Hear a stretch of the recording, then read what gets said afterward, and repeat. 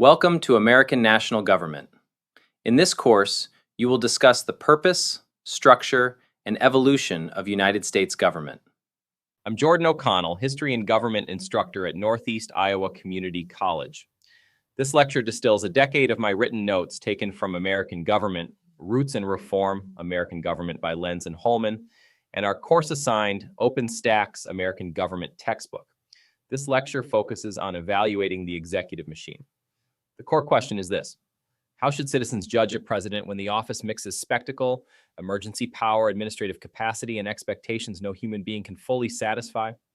The core competency is to discuss Americans' expectations and evaluations of presidential performance, past and present. How should citizens judge a president when the office mixes spectacle, emergency power, administrative capacity, and expectations no human being can fully satisfy? The judgment moves through appointments, vacancies, budget review, statutory deadlines, crisis logistics, and the measurable performance of agencies under presidential direction. Consumer review habits distort presidential judgment. The phone works or it does not, the delivery arrived or it did not, the service felt worth the money or it did not. Presidential evaluation often looks worse because citizens use fewer clear standards. They say they like a president's style, hate a president's tone, admire a president's toughness, or distrust a president's character. Those reactions are real, but they are not enough. The presidency is not a mood. It is an office running a machine. Honest judgment needs better criteria than personal warmth or partisan irritation. Presidential performance can be judged as a review of the executive machine. Did the administration meet statutory goals? Did agencies issue workable rules on time? Did appointments improve competence or hollow it out? Did the budget process align resources with declared priorities? Did the White House respond to crisis with lawful speed or with improvisation that created later disorder? Those questions sound colder than campaign rhetoric because they are supposed to.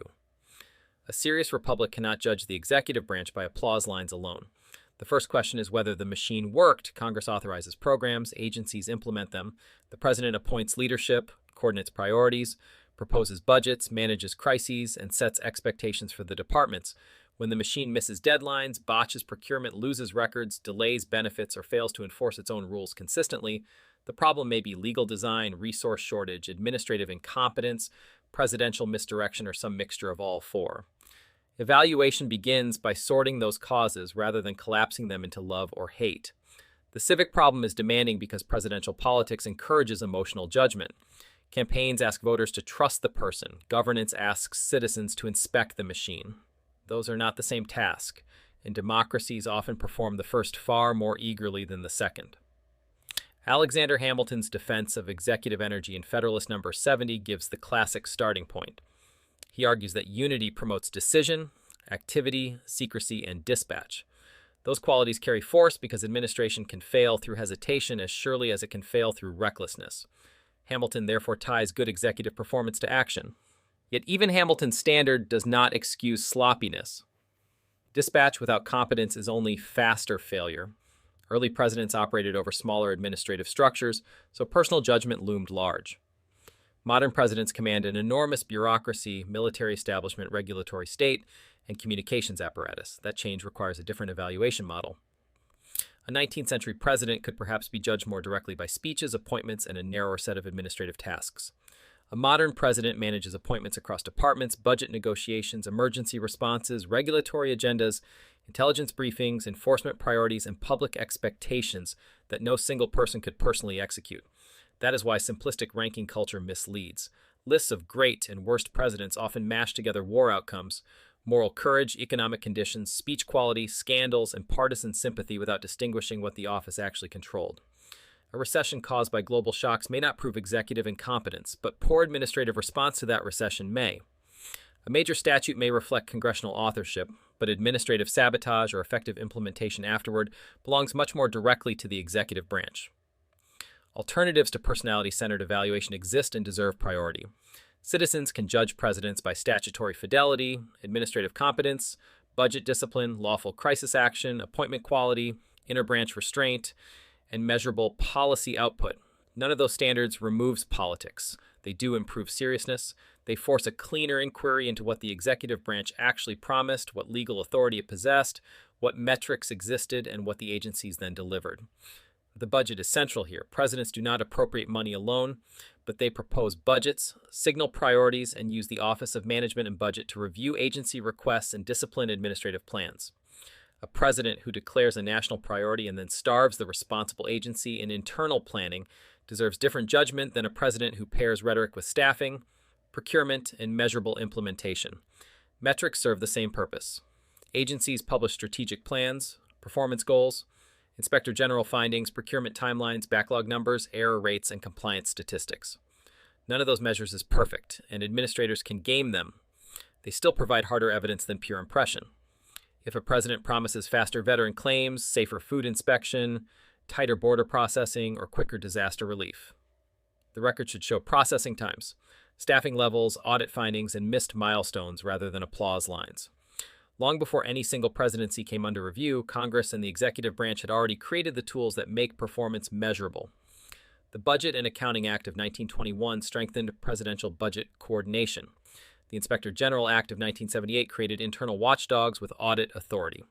The Chief Financial Officers Act of 1990, the Government Performance and Results Act of 1993, and later modernization statutes pushed agencies towards strategic plans, measurable targets, and performance reporting.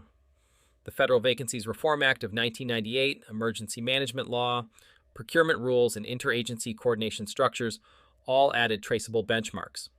Modern executive evaluation rests on this paper architecture of deadlines, audits, vacancies, and output measures. Performance evaluation also depends on comparing promise to capacity. A president who announces a border initiative, disaster response, or benefits reform must work through appropriated funds, confirmed or acting officials, information systems, procurement offices, and agency lawyers. Failure may come from bad presidential direction, but it may also come from brittle administrative pipes that no speech can repair quickly. The White House sits atop a machine that can fail in multiple ways even when public speeches sound confident. Political appointees may not know their departments well enough to manage them. Senate confirmation delays can leave acting officials in place too long. Career staff may resist abrupt changes, comply narrowly, or slow walk weekly design directives. Procurement systems can misfire, data systems can fail, interagency rivalry can produce duplication or silence. A president may give a strong speech and still preside over administrative confusion by nightfall. That is why evaluating performance requires named indicators. Did the administration fill key posts with qualified officials? Did agencies meet rulemaking deadlines under statutory commands? Did benefit applications process on time? Did inspectors general uncover persistent mismanagement?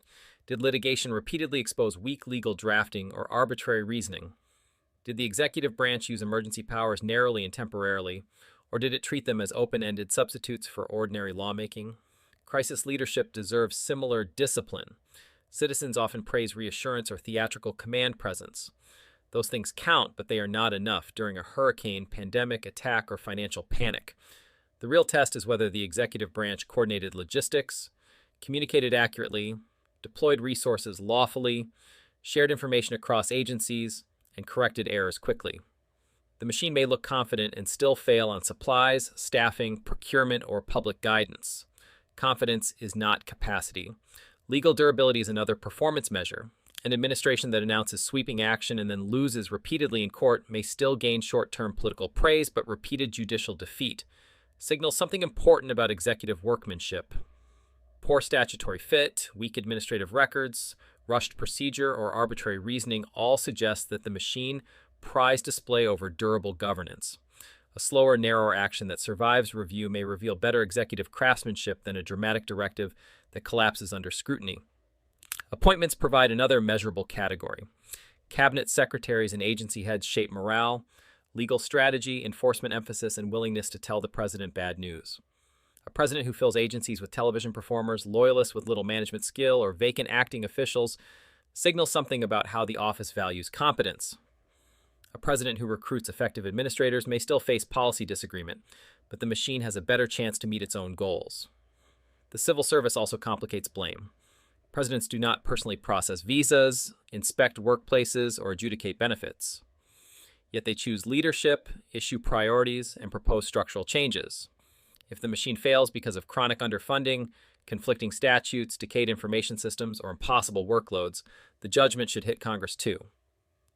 Serious evaluation, therefore, distinguishes direct presidential fault from inherited institutional weakness while refusing to let presidents hide behind the size of the machine they sought to command.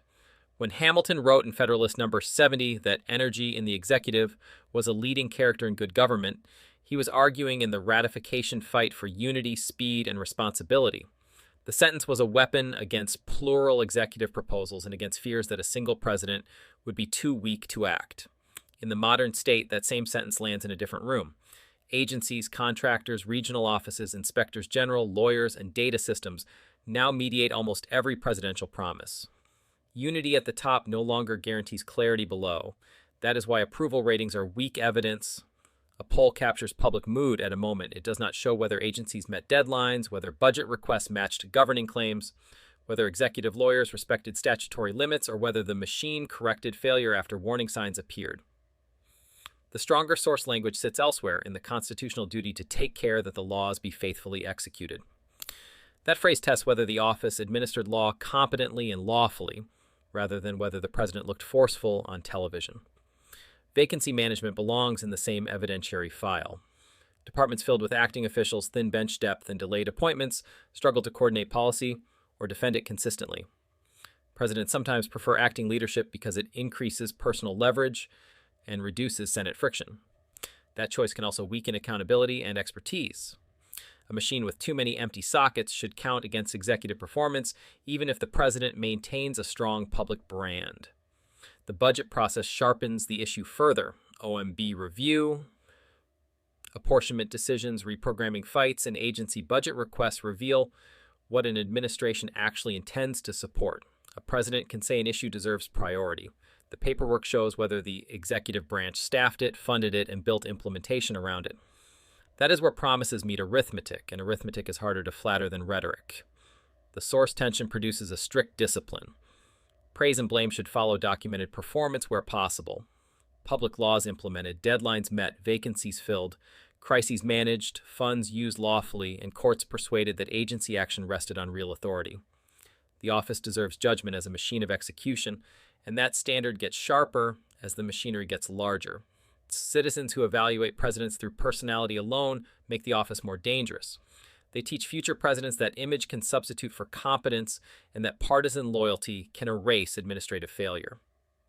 Citizens who evaluate the executive machine through statutory goals, institutional design, and measurable output demand something harder and healthier. They ask whether the office actually governed.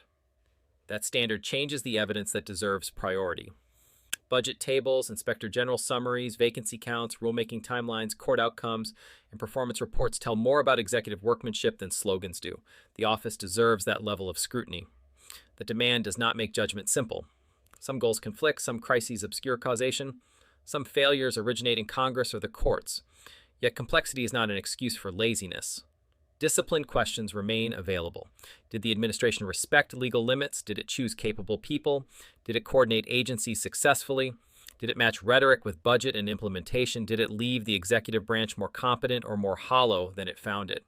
Nostalgia for a single heroic executive distorts the office. The machine is too large for that fantasy. Presidents shape outcomes through appointments, budget review, interagency coordination, crisis discipline, and legal restraint. A republic that wants serious executive evaluation has to read OMB decisions, inspector general findings, implementation timelines, and agency outcomes with the same attention usually given to speeches and scandals. The unresolved judgment is therefore blunt. When a presidency disappoints, should citizens blame the person, the office, or the machine that converted political promises into administrative reality? The best answer may be all three, but only after each failure is separated by layer. Anything less is not evaluation. It is fandom or resentment wearing civic clothes. The unresolved question is whether citizens will judge presidents by administrative evidence or keep mistaking performance for competence. If you're curious how I'm using AI to build these lectures and reshape higher education, visit thelibertytolearn.com. I'll see you in class.